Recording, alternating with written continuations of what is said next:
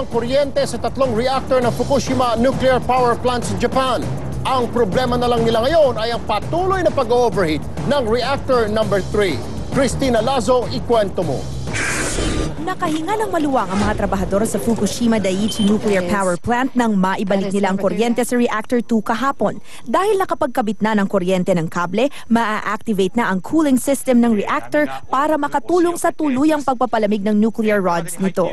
Naibalik na rin ang kuryente sa Reactors 5 at 6 na halos di napinsala sa lindol. March 17 pa nalatag ang kable sa Unit 2 pero kahapon lang ito nabuksan dahil sa banta ng pagsabog sa katabing Reactor 3. Sa kabila ng pagsasaboy ng tubig dagat, taas-baba pa rin ang pressure sa reactor na posibleng mauwi sa isa na namang pagsabog. Noong Sabado, napilitan silang maglabas ng steam para mabawasan ang pressure. Ito raw ang nagdulot ng bahagyang pagtaas ng radiation level sa paligid ng Fukushima. Tinututukan ngayon ng mga trabahador ang pagpapalamig sa Reactor 1, 3 at 4. Sa kabila ng mas mataas na normal na level ng radiation sa Fukushima, iginiit ng Health Minister na malayo pa rin itong makaapekto sa kalusugan ng tao. Cristina Lazo, News 5. Water and food scare ang sumunod na bumulabog sa mga residente ng Tokyo dahil sa mataas na level ng radiation ng pagkain doon.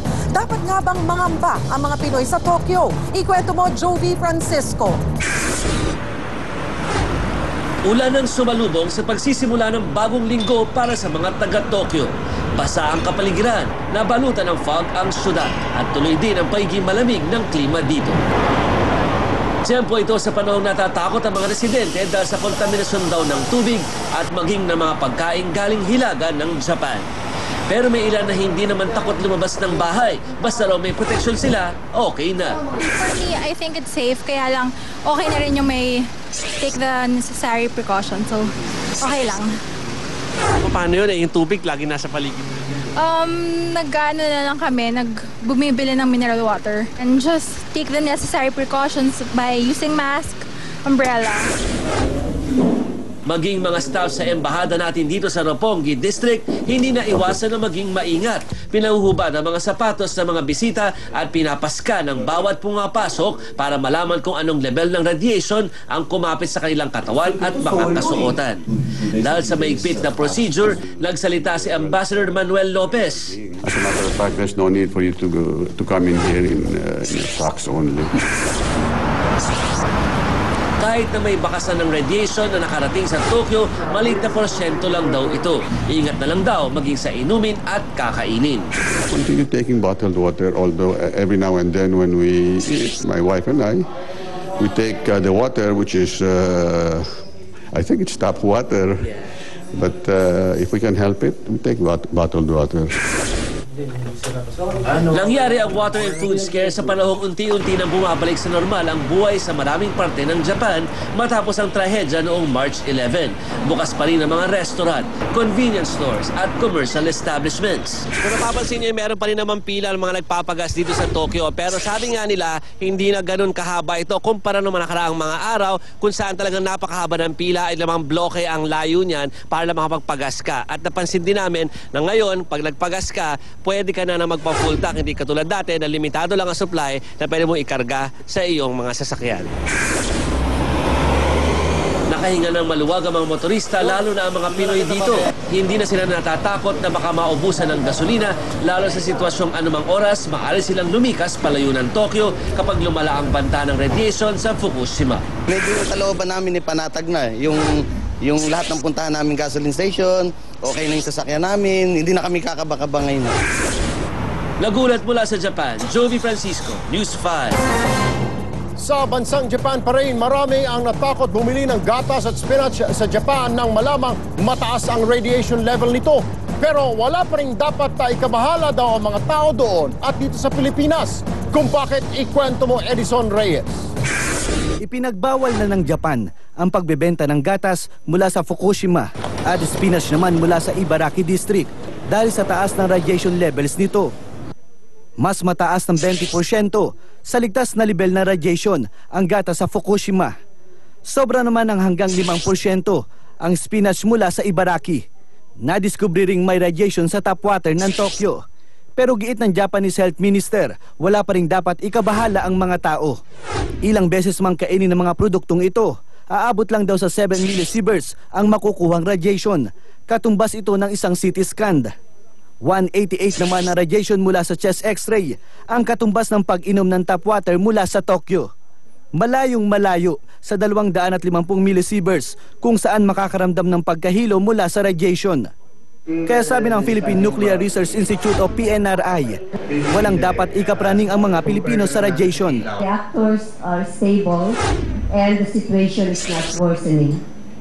The Japanese authorities are doing their utmost to bring these reactors into at least a safe, stable condition. Pero ayaw magpakasiguro ng pamahalaan.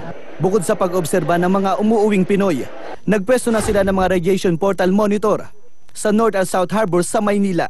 These radiation portal monitors can also scan container vans and be able to detect whether there are radioactive materials in the goods coming into the Philippines. So Edison Reyes, News 5. Patuloy pa rin ang paglikas sa mga Pinoy na nais nang umuwi o umalis sa Japan. Mula Tokyo, Japan, ikwento mo, Weng Hidalgo.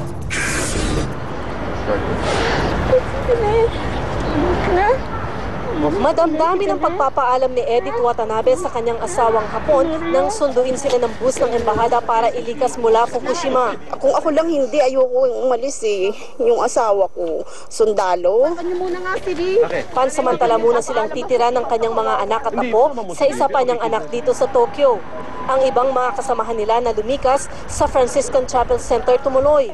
Kwento ng ilang survivor, himala para sa kanila ang makaligtas sa malakas na lindol. Sabi ko, ito na po ba yung katapusan ko? Masaya namang nagkantahan ng mga Pinoy na inilikas mula sa Sendai kahapon. Sa 4 na rescue mission ng gobyerno dito sa Japan, 143 na ang nailikas ng embahada mula sa Fukushima at Sendai. Ang mga nagnanais bumalik ng Pilipinas, bibigyan daw ng deskwento sa pasahe. PAL and Cebu Pacific at a notice is ready to fly in chartered flights. Sakaling lumala ang sitwasyon dito sa Japan, ang susunod na problema ay kung saan kukunin ng mahigit 13 bilyong pisong pambayad sa pasahe nila. Realistically, hindi naman aabot sa ganon dahil sa ngayon nga tinetrace natin na around 4,000 doon sa infected area. Ang iniintindi lang muna ngayon ng embahada ay ang paglilikas ng mga Pinoy sa Sendai at Fukushima habang patuloy ang paggalap nila ng impormasyon kung may mga namatay o nawawalang Pinoy na biktima ng tsunami. Mula Tokyo, Japan, Weng Hidalgo, News 5. Sa iba pang mga balita, tuloy-tuloy na ang pagpapawalang bisa sa kaso ni Senador Ping Lacson. Pati Court of Appeals kumampi na sa kanya. Ito ang report ni Fritzy Cabial. Wala nang rason para umabsent sa susunod na sesyon ng Senado si Senador Panfilo Lacson. Ito ay matapos gawing final and executory ang desisyon noon ng Appellate Court na ipawalang bisa ang warrants of arrest laban kay Lacson, kaugnay sa Dacer Corbito double murder case. Pinal na rin daw, sabi ng Court of Appeals, ang pagbasura ng korte sa kasong isinampa ng mga Dacer. If you recall, I've always advised him to face the legal process. Now, that advice still stays, and with more reason should he now consider appearing because there's no more reason not to appear. Lumalabas sa 16 na pahinang resolusyon ng 6th Division ng Court of Appeals ang pagpabor nila sa kampo ni Lacson. Sabi pa ni Justice Ramon Bato Jr., tanging Korte Suprema lang ang makakapagpabisa sa warrants of arrest ni Lacson. Kung sino man ang lalabag dito at aaresto kay Lacson ay posibleng masampahan ng criminal case. Handa naman daw sumunod sa utos ng Department of Justice.